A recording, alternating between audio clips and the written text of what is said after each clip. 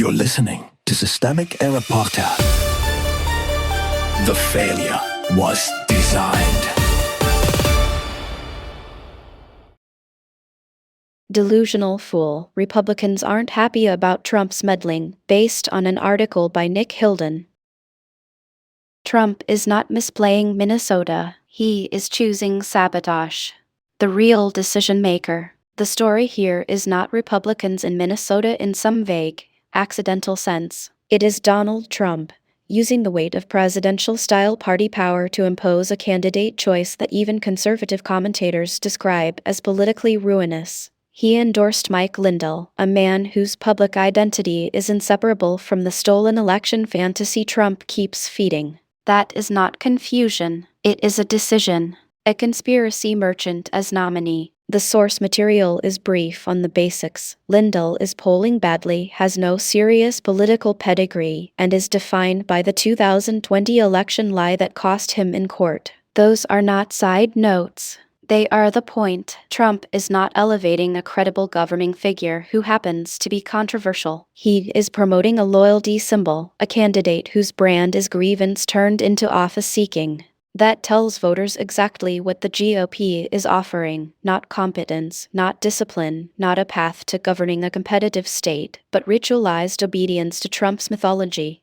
The frame is too soft. The conservative writer quoted in the source gets one thing right and one thing wrong. Right, Trump is putting his finger on the scale and making a bad nominee harder to stop. Wrong. Framing this as Trump handing Democrats a victory flatters the perpetrators and launders responsibility. Democrats do not receive Minnesota because of some natural cosmic preference. Republicans lose it because Trump is willing to sacrifice legislative seats, governorships, and state power to keep his conspiracy racket alive. That is deliberate self-sabotage, and it should be named that way. Damage beyond one race. The source also points to the down-ballot consequence, which matters more than the usual horse race melodrama. A Lindell nomination would not just risk one governor's office, it would drag the whole ticket into the mud, boosting Democrats in state legislative races and tightening their grip on power. That is what party vandalism looks like in practice, one man's ego and obsession forcing a structural loss on everyone else.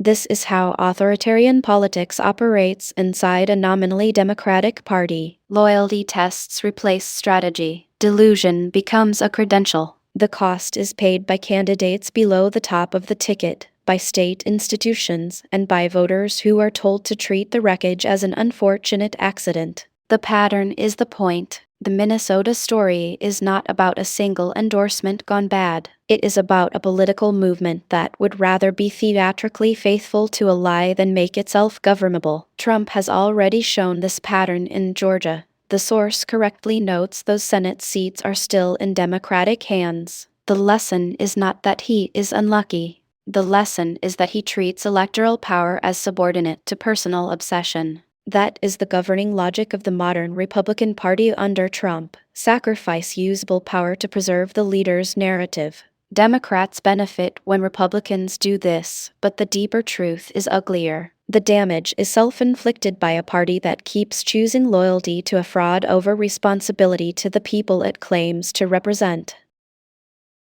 You've been listening to Systemic Error. Thanks to Alternet for today's article, with the automated voice of Amy. Thanks for listening.